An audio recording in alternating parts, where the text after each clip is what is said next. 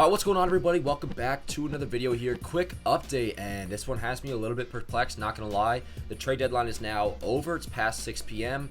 and the Yankees' last move is a curious one. They traded away Jordan Montgomery to the St. Louis Cardinals for center fielder Harrison Bader. Now, when this news first broke, it was like 10 minutes before the deadline, 5-10 minutes before the deadline. I was hyped because right before that, there was news that, the Yankees are talking to the Marlins about Pablo Lopez, and we know they had been interested in the Giants' Carlos Rodon. So when you see that the Yankees trade away a starting pitcher, you think they may get a starting pitcher, right?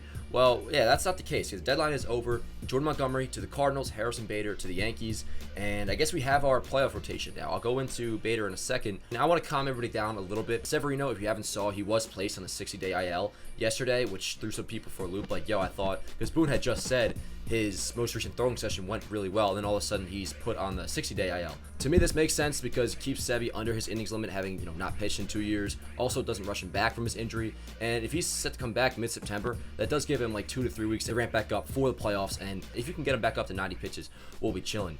But point I'm making here is without Montgomery, this kind of cements the Yankees' playoff rotation as Cole, Montas, Sevy, and then Nestor, whoever you want to order the last two. When I saw Montgomery was going to the Cardinals, I thought we were getting another pitcher back. I was excited for Pablo Lopez or Carlos Rodon, but no, this is what we got. Let's go into Harrison Bader, though, in the year he's having. I'm excited about him, don't get me wrong. He's an elite defensive center field. He's also very fast, and, he is actually on the IL right now, which kind of makes the trade even worse, but he's expected to come back, I guess, by September. So far in 72 games this year, he's hitting 256, 303 on base, 370 slugging. That's good for a 93 OPS plus. 5 homers, does have 15 stolen bases, though. Once again, plays very good defense in center field. He's a solid player. Last year had a much better year, hit 267, slugged 460, 110 OPS plus, had a WAR over 3. And a big thing the Yankees are apparently going for here is they don't want to play Judge every single day in center field. This gives him an option to basically become the everyday right fielder again, I guess, or at least not be the everyday center fielder, that is. What does this mean for Aaron Hicks? Not too sure. Tim LaCastro, I wonder. I always thought he'd be a for sure piece off the bench in October. That might be Bader's role now. Another thing I've heard about Bader is that he can go into these crazy hot stretches where he just looks like the best player in baseball. I'm excited about him. I remember going into this year, he was somebody I wanted the Yankees to go out and get when they were talking about possibly acquiring a center fielder.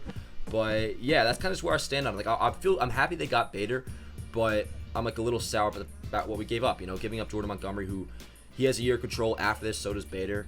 So yeah, it's just a little confusing. I wonder what this means for Jameson Taillon. He's another option for October. He's also looked pretty good over his last couple starts. He's going to be pitching tonight against the Mariners. But yeah, I'm just it's kind of like the deadline was great. Brian Cashman did a great job, but I just wish this wasn't the last move. I wish it was like the first move, and all the awesome moves that we loved followed this. But yeah, that's just kind of where I stand on it. Let me know what you guys think about this. I'm probably going to make maybe a video kind of just going over the Yankees' complete roster going into the 2022 playoffs, or at least where it stands right now. Knock on wood that nobody gets injured. But yeah, so I guess a roster breakdown coming soon. Still an A deadline from Brian Cashman, no doubt about it. We got Benintendi, we got Frankie Montas, we got Scott Efros, we got Lou Trevino. Got a lot of great pieces, and make no mistake, Bader's awesome too. Just a little curious what we gave up for him. Let me know how you guys feel about this. I'll see you guys next time. Let's go, Yankees.